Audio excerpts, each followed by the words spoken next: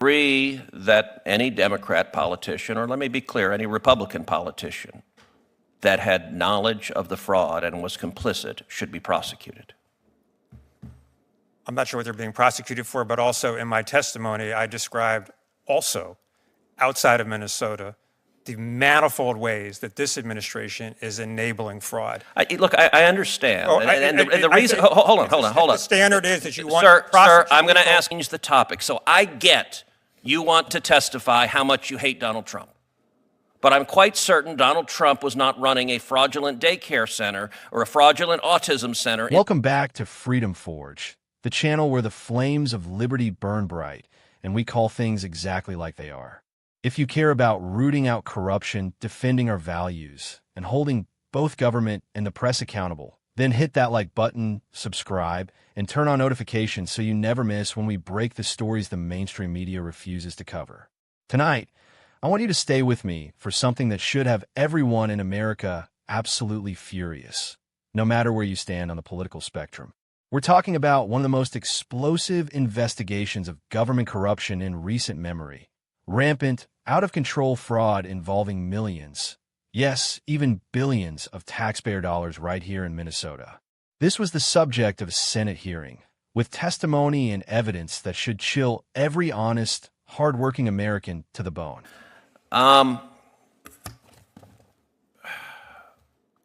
Representative Robbins, let's start with you. How broad was the fraud that was perpetrated in Minnesota? We are still getting a handle on it, but it's all of the, not all of, but a huge segment of the child care programs, autism services, sober homes, emergency transportation, of 14 areas of Medicaid fraud, SNAP benefits. We are still, I would say, getting whistleblower reports, uncovering new vectors of fraud. We just discovered the adult day services and the assisted living. Those haven't been counted in the total so far. So I believe it's much broader than we currently know, and we will continue to expose it. Is there any chance the elected Democrats in charge of the state were unaware of the fraud? No. There have been credible whistleblower allegations, press reports, and Office of Legislative Auditor reports for many years. Mr. Hoke, I want to thank you for your citizen journalism and your hard work pressing for accountability here. I will say I watched the video that you did with rapt attention. It was profoundly effective. It was also, by the way, an indictment of all of the so-called journalists on the national level, because none of them could be bothered to actually go and investigate. I want to ask you the same questions I asked Representative Robbins. Number one, how broad do you believe the evidence shows the fraud in Minnesota was? It's easily in excess of $30 billion when you take everything into account. You've got all of these NGOs, you've got nonprofits, you've got county money, you've got city money, you've got CCAP money, you've got another thing called Great Start. So there are all these piles of money that factor into the fraud. I don't know that anybody can ever determine an exact number, but I kept telling the U.S. attorney when he came out, he said, you got to get your number up, you got to get your number up, and he did. He kept ratcheting up the number, and I kept saying, you got to be at least at $30 billion. So going back to whether Governor Walz knew about it, Governor Walz admitted knowing about the fraud early in his first term, which would say 2020. Well, Minnesota statute 3.971 subdivision 9 clearly says that if you are made aware of fraud in a state agency, you are obligated to immediately report that fraud to the Office of the Legislative Auditor. Immediately. The Legislative Auditor is then the body that determines which law enforcement agency to bring into the investigation. Governor Walz did not contact the Office of the Legislative Auditor. He said he contacted the FBI. About what? That's not what the law says. How many organizations receiving taxpayer funds did you visit in total? How many? How many organizations or ostensible organizations? Companies, 200. Of the child care centers you visited, how many kids did you see? The only place that I saw children was at KinderCare and New Horizons, which are, in my opinion, legitimate. They're large scale. They have play areas. And they also receive CCAP money, but they're the only places that I saw where there were children present, ever, at any of them. How about the autism centers? Did you see children? Did you see patients there? Never. So that's not to say there weren't any, but there were never there. There were never any there. When I was there, never any footprints in the snow. Same thing. Mr. Weissman, you're co-president of Public Citizen, which describes itself as a consumer advocate and a pro-democracy organization. Would you agree that the fraud in Minnesota was staggering and shocking? I agree that there is fraud in Minnesota. I don't believe these estimates are grounded in any evidence that I've seen. The $9 billion figure was based on a claim just that, well, I think that half of them must be fraudulent. I just heard a comment just saying, boost the number up.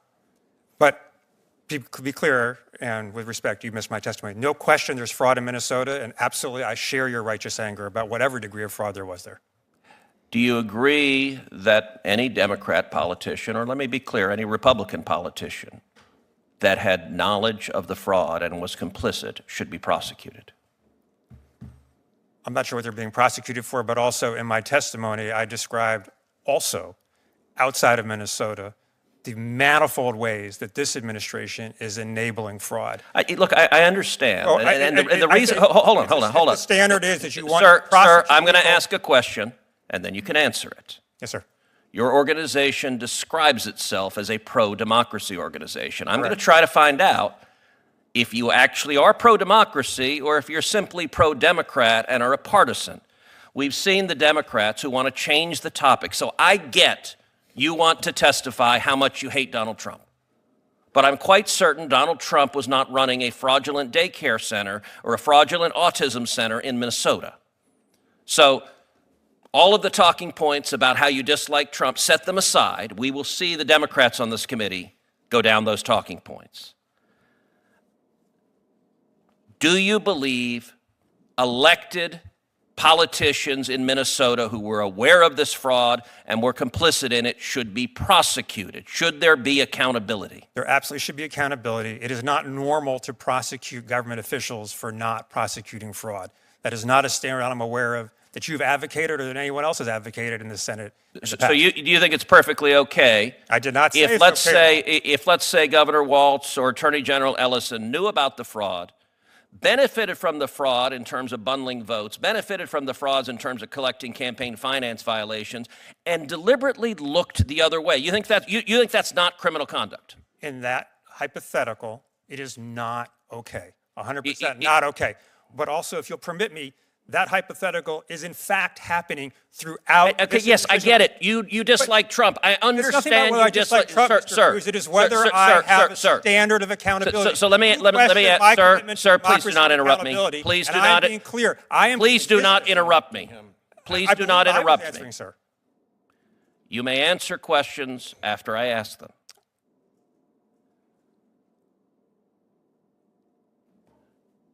You've heard the evidence and testimony about daycare centers with no children, with no toys, with no facilities, with windows that are blacked out.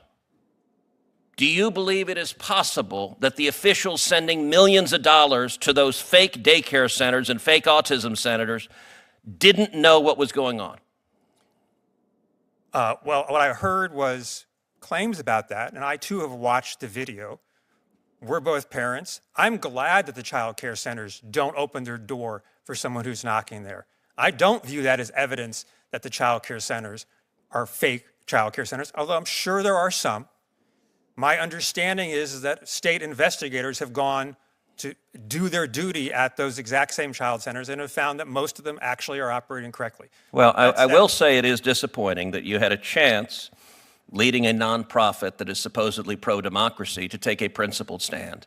Instead, you decided to defend the Somali fraudsters because it benefits elected Democrats. That's disappointing. But you know what? I'm going to give you something you're going to like, an opportunity to say all the ways you dislike President Trump because I'm going to recognize the ranking member who will surely ask you why Trump is terrible and do everything you and he can do to change the topic from the actual topic of this hearing. Ranking Member Whitehouse. Let's break down in detail what happened in that hearing. These are not wild conspiracy theories.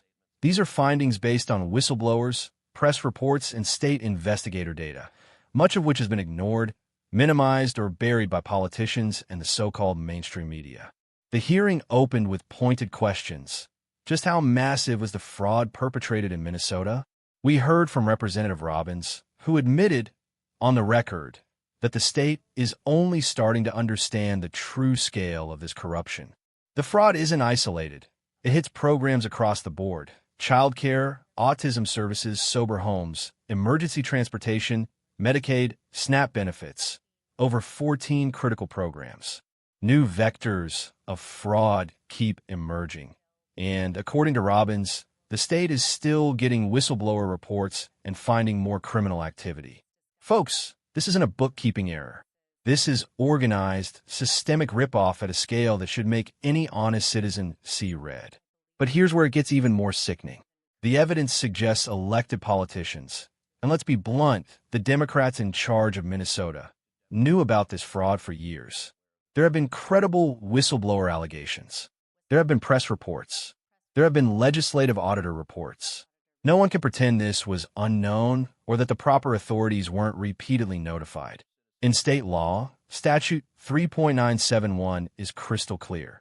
If officials are made aware of fraud inside state agencies, they must immediately report it to the legislative auditor, who in turn directs law enforcement to investigate. And what did Governor Tim Walz do? According to testimony, he did not report this as required by law. Instead, he claims he called the FBI. Sorry, Governor, but that's not how accountability works. The question everyone ought to be asking: why avoid the proper channels? Then, a citizen journalist, Mr. Hull, stepped up with information that rocked the room. After investigating around 200 organizations that were receiving taxpayer money, he found a shocking number didn't even have any children present, despite operating as childcare or autism centers. The only places where he regularly saw kids were two large, legitimate centers. At the rest, nothing. Sometimes not even footprints in the snow. Think about that. No children at daycare centers purportedly serving our kids in the middle of winter with millions in taxpayer money flowing in. Where did that money go? Who profited? Why didn't anyone in state government step in? And then the topic turned to the failure of the press. These stories should have been front-page headlines. But instead of investigating, the national media ignored it. They couldn't even bother to look. What passes for journalism today is little more than running interference for the establishment, protecting their political allies, offering cover instead of asking real questions. One of the most remarkable moments of the hearing was when another witness, Mr. Weissman of Public Citizen, tried to downplay the scope of the fraud. His defense? He agreed there was fraud, but challenged the big-dollar estimates and pivoted the conversation to political talking points about Donald Trump, completely changing the subject. Isn't that exactly what we've seen over and over again? Every time a Democrat is caught red-handed, their defenders try to shift attention elsewhere or minimize the damage. The questioning got straight to the point. Is it acceptable for elected officials to know about widespread fraud, benefit politically or financially from it, and do nothing? According to Mr. Weissman, it's not normal to prosecute officials for not prosecuting fraud. What kind of standard is that? Since when do the American people accept public servants who turn a blind eye, or worse, actively cover up crimes against the taxpayers? If officials in Minnesota, Republican or Democrat, knew about this and were complicit, they should be prosecuted. That's not a partisan view, it's basic accountability. But what is truly staggering is the cynicism at play. When asked whether fake daycare centers receiving millions, could possibly operate without government officials knowing, Mr. Weissman resorted to excuse-making. He said maybe the inspectors just didn't see kids because of security, a laughable argument. The investigators themselves found many of these places empty. Even children know when something looks sketchy. Why is it so hard for government and the media to admit fraud and demand accountability? When pressed, The supposedly pro-democracy organizations in the hearing refused to take a clear stand, instead shifting the focus, blaming others, and soft-pedaling the issue. It was even suggested on the record that raising concerns about the fraud was somehow anti-immigrant or anti-minority because a large number of those investigated were Somali-American organizations. This is what real corruption looks like. When the political class uses identity politics as a shield to prevent honest investigation and accountability. The scale of the fraud? According to whistleblowers, it could easily top $30 billion. You heard that right. $30 billion. How many roads, schools, or health clinics could that build? How many of our nation's needs could be met if just this one state enforced some basic accountability? This is not just about Minnesota. This is not just about Democrats. This is about the future of our country. If we allow this kind of fraud and cover-up to go unpunished, we signal to bureaucrats and politicians everywhere that the rules don't matter. That government is just a cash cow for the connected. That being in office means you can look away when your allies are stealing. That is the path to national ruin. At Freedom Forge, we will not be silent. We will not let the establishment bury the truth. We call on all honest Americans, left, right, or center, to demand answers now. We need real investigations, real reforms, and real consequences. If you want your tax dollars protected, if you want a government that works for the people and not connected insiders, it's time to make your voice heard.